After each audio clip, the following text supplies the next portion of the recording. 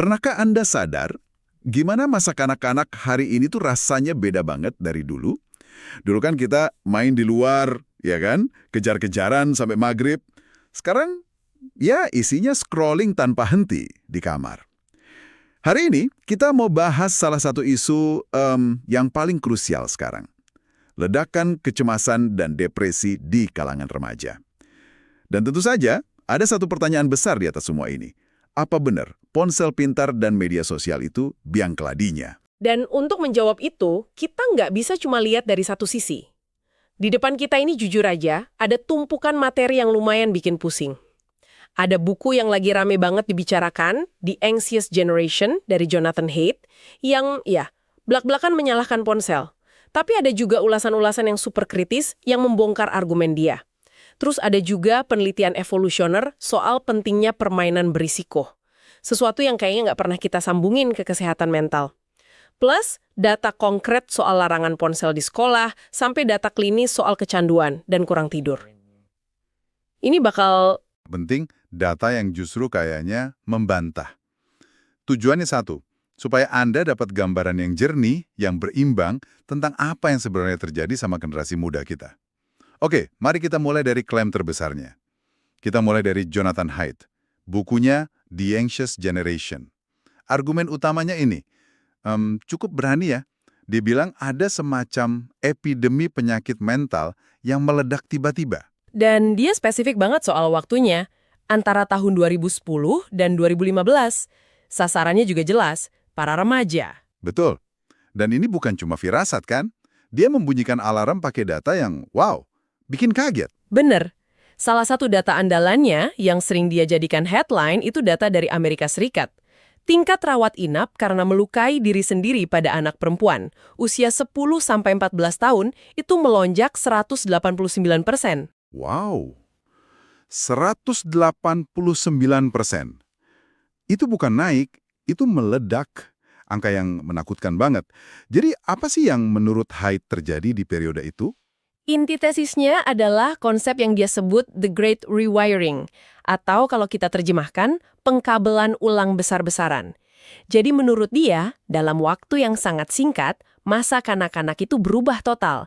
Yang tadinya basisnya permainan, belajar lewat jatuh, bangun lagi, berantem sama teman, terus baikan lagi. Interaksi fisik lah ya? Betul. Itu semua digantikan oleh masa kanak-kanak yang berbasis telepon. Semua interaksi tiba-tiba lewat layar. Dan apa pemicunya? Kok bisa pengkabelan ulang ini terjadi secepat itu? Nah, Haidt menunjuk dua kekuatan besar. Yang uniknya saling bertolak belakang tapi terjadi bersamaan. Pertama, overproteksi di dunia nyata.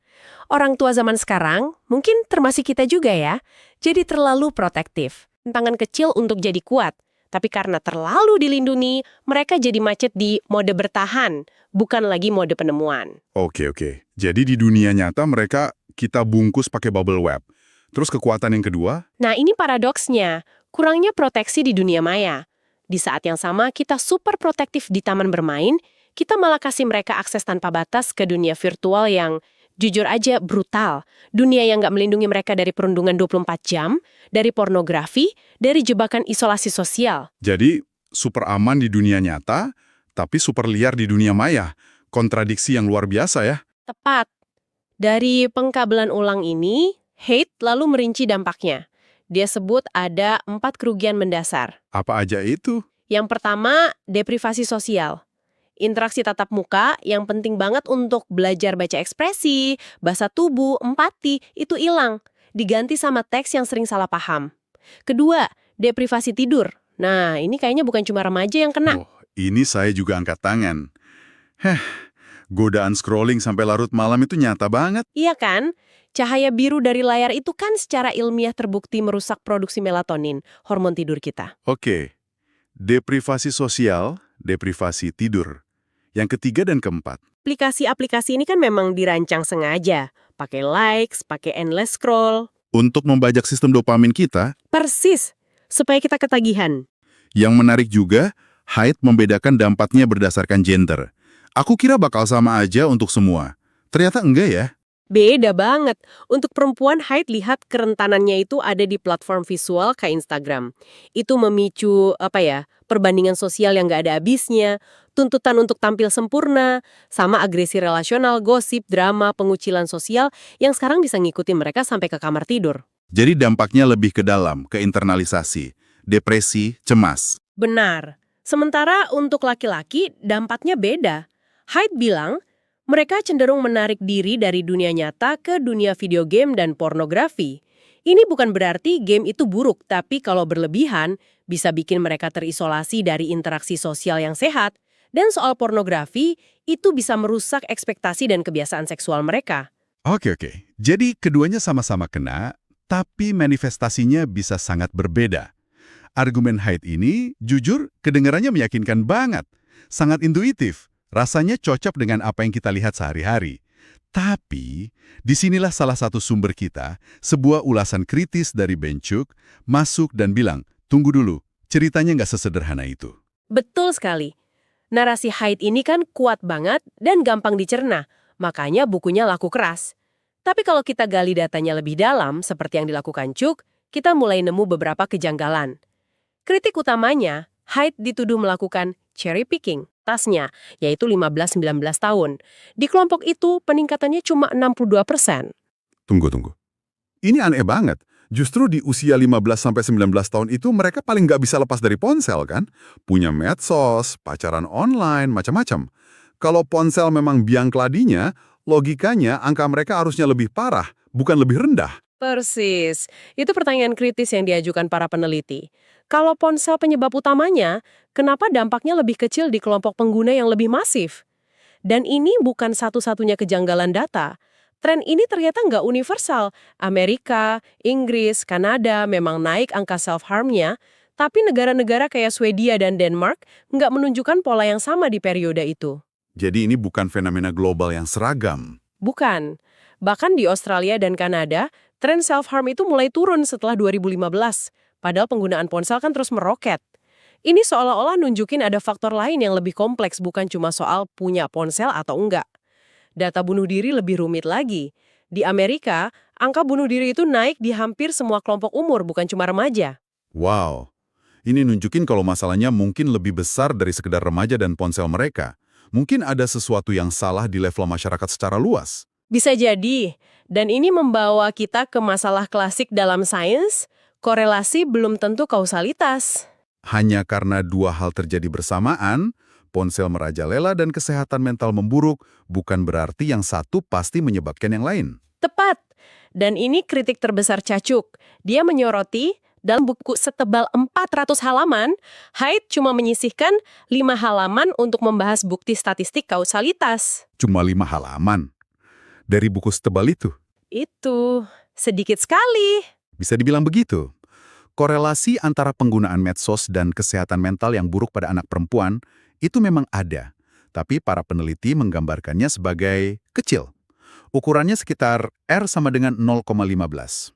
Biar ada gambaran, ini mirip sama korelasi antara paparan timbal di masa kecil dengan IQ pas dewasa. Serius? Untuk jadi perhatian? Tentu. Tapi apa cukup kuat untuk jadi satu-satunya kambing hitam utama? Kayaknya enggak. Lalu, gimana dengan studi eksperimental yang mencoba membuktikan sebab akibat? Misalnya, nyuruh sekelompok orang berhenti main medsos. Nah, studi-studi yang dikutip Hyde, menurut para kritikusnya, cenderung lemah. Ada satu studi yang sering disebut, 143 mahasiswa diminta mengurangi penggunaan medsos selama 3 minggu. Hasilnya, ternyata nggak signifikan secara statistik untuk 5 dari 7 variabel kesehatan mental yang diukur. Dan studi itu juga nggak punya kelompok kontrol placebo. Jadi kesimpulan dari semua kritik ini apa? Bahwa Hyde salah total? Bukan salah total, tapi narasinya kemungkinan besar terlalu sederhana.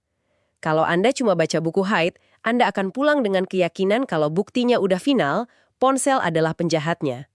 Padahal, di komunitas riset, isu ini masih jadi perdebatan yang sangat panas. Banyak peneliti top kayak Candice Odgers dan Amy Orben yang secara terbuka bilang kalau kesimpulan Hyde itu terlalu gegabah. Oke, jadi kalau argumen ponsel adalah penjahat tunggal ini goyah, kita harus lihat kemana lagi. Dan salah satu sumber kita ini membawaku ke ide yang jujur gak kepikiran sebelumnya. Dari psikologi evolusioner. Soal pentingnya bermain. Tepatnya, permainan beresiko atau risky play. Ya, dari penelitian Ellen Sensemuter. Dan saat kita bilang beresiko, ini bukan berarti menempatkan anak dalam bahaya serius ya. Ini tentang jenis permainan yang terasa mendebarkan, sedikit menakutkan bagi si anak. Memanjat pohon lebih tinggi dari biasanya, meluncur lebih cepat, main perang-perangan. Ini ngingetin aku zaman kecil dulu. Manjat pohon sampai jatuh terus dimarahin.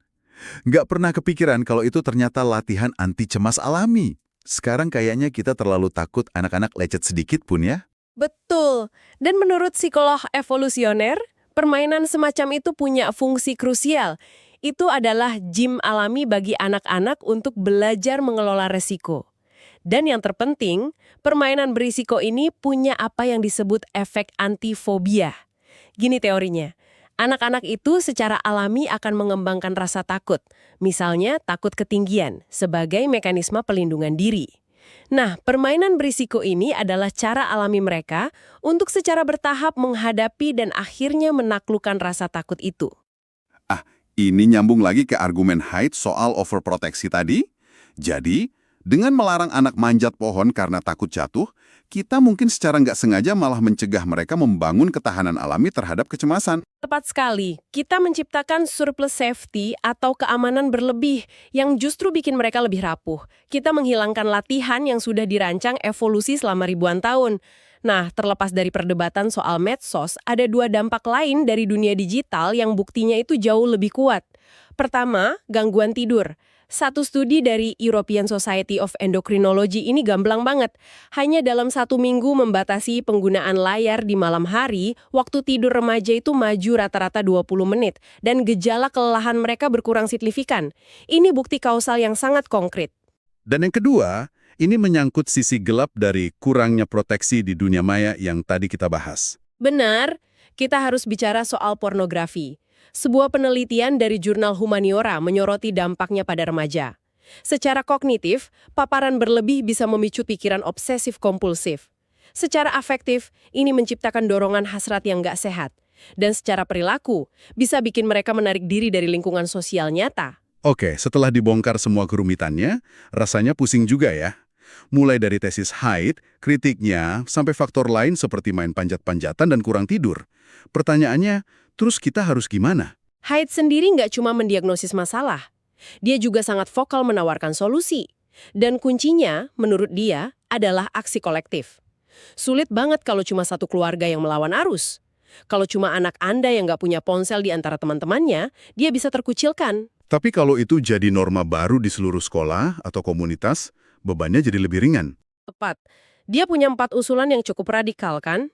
Iya, apa saja itu? Pertama, nggak ada smartphone sebelum masuk SMA. Titik. Kasih mereka flip phone atau jam tangan telepon untuk komunikasi darurat, bukan gerbang ke seluruh internet. Kedua, nggak ada media sosial sebelum usia 16 tahun. Alasannya, perkembangan otak di area prefrontal cortex yang mengatur kontrol impuls baru lebih matang di usia itu. Oke, 2 usulan pertama itu fokus ke keluarga. Lalu yang berikutnya? Ketiga, sekolah harus sepenuhnya bebas ponsel. Artinya, ponsel disimpan di tas atau loker dari bel masuk sampai bel pulang. Nggak ada cek notifikasi pas istirahat. Dan keempat, yang nyambung ke diskusi kita tadi. Jauh lebih banyak permainan tanpa pengawasan dan kemandirian.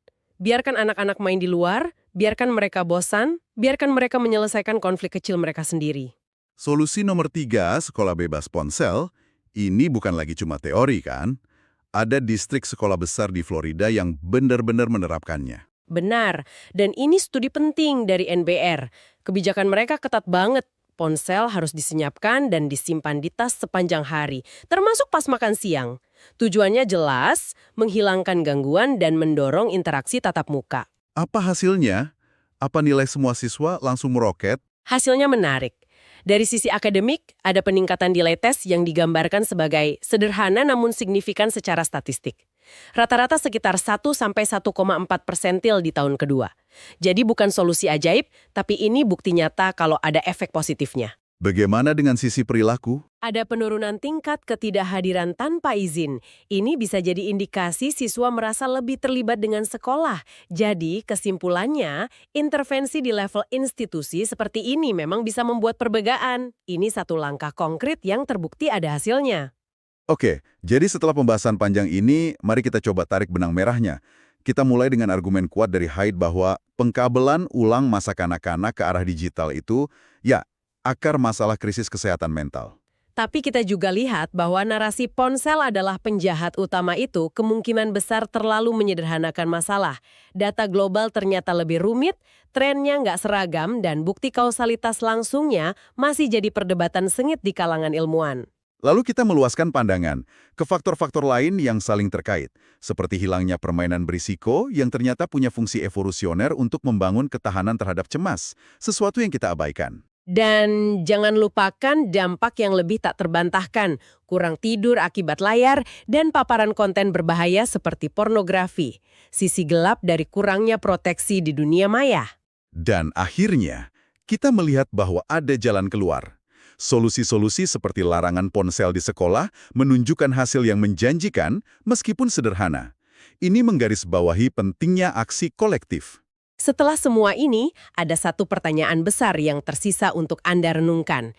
Kita banyak sekali bicara tentang paradoks pola asuh modern ini, overproteksi di dunia nyata dan kurangnya proteksi di dunia maya. Sebuah kontradiksi yang aneh memang.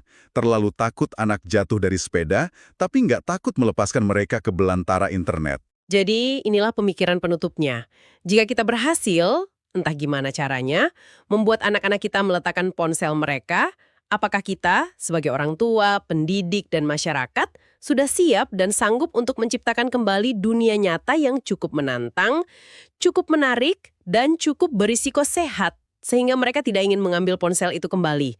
Karena mungkin tantangan terbesarnya bukan cuma soal menyuruh mereka berhenti menatap layar, tetapi tentang membangun kembali dunia nyata yang sepadan untuk mereka perjuangkan.